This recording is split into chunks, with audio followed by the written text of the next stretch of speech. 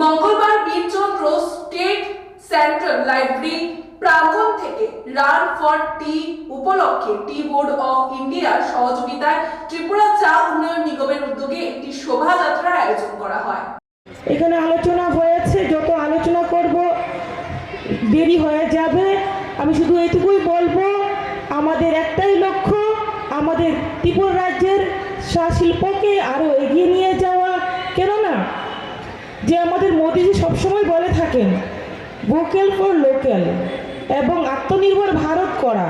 তার জন্য আজকে যদি আমরা ত্রিপুরাবাসী হই, ত্রিপুরাকে যদি ভালোবেসে থাকি, তাহলে আমাদের ত্রিপুরা রাজ্যের যেগুলো উৎপন্ন হচ্ছে, যেভাবে আমাদের চাকে আমরা জানি, আমাদের সরকার ত্রিপুরা রাজ্যে আসার পরে আমরা ত্রিপুরেশ্বরী টি ব্র্যান্ড আমরা নাম দিয়েছি, এবং তো সেই টি আমরা বাইরের টি না ব্যবহার করে পানীয় জল হিসেবে আমরা ব্যবহার করি। টি ব্যবহার করি, প্রত্যেকেই ঘরেই ব্যবহার হয়, কিন্তু সেটা যদি আমরা ত্রিপুরা টি ব্যবহার করি, তাহলে আমাদের রাজ্য আরও এগিয়ে যাবে, উন্নয়নের দিকে, আত্মনির্ভর ত্রিপুরার দিকে আমরা এগিয়ে যেতে পারবো।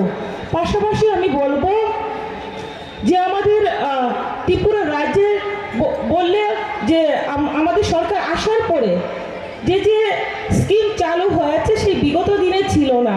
যেভাবে আমাদের ত্রিপুরা আলোচনা করেছেন মুখ্যমন্ত্রী চা শ্রমিক প্রকল্প, সেই বিগত দিনে কোনো চিন্তাধারা করা হয়নি কিভাবে চা শ্রমিকদের ডেভেলপমেন্ট করা যায়। তাদেরকে যদি আমরা ডেভেলপমেন্ট করতে পারি, তাদেরকে যদি সুযোগ দিতে পারি, তাহলেই তো আমাদের টি ডেভেলপমেন্ট হবে।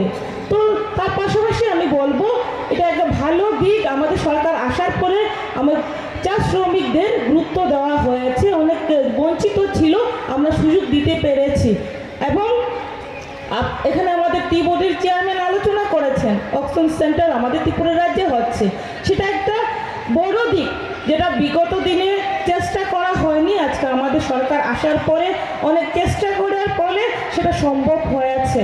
তো মাননীয় মুখ্যমন্ত্রীজিকে আমি ধন্যবাদ দিতে চাই, ওনার কারণে সেগুলো সম্ভব হচ্ছে। তো আমি বেশি কিছু বলবো না, আপনারা সকলেই সুস্থ থাকবেন, ভালো থাকবেন, এবং ত্রিপুরাকে এগিয়ে নিয়ে যাওয়ার জন্য এদের উপরে সহযোগিতায় আমরা সকলেই কাজ করব। এটুকু বলেই আমার সংক্ষিপ্ত আলোচনা এখানে শেষ করছি। সবাইকে নমস্কার, জয় হিন্দ।